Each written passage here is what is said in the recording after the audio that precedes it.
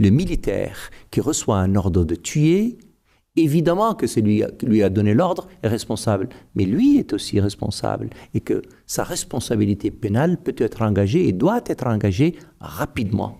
Et c'est évidemment cette mise en garde qu'il faut mettre en valeur et en place tout le temps.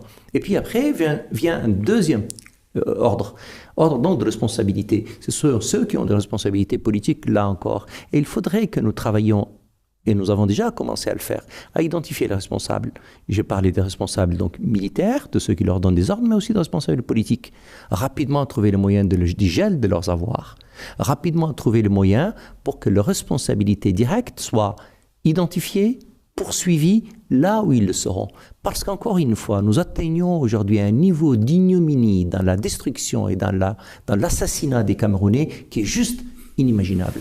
Est-ce que vous avez des personnes comme ça que vous avez déjà identifiées? Mais bien entendu, c'est ce que je vous disais tout à l'heure. D'abord, tout est filmé, tout est vu au su de tout le monde. Vous mettez n'importe quel média social qui s'intéresse au Cameroun, vous avez une pléthore d'images qu'on n'avait pas il y a 20, 30 ans, et vous savez très bien de quoi il s'agit.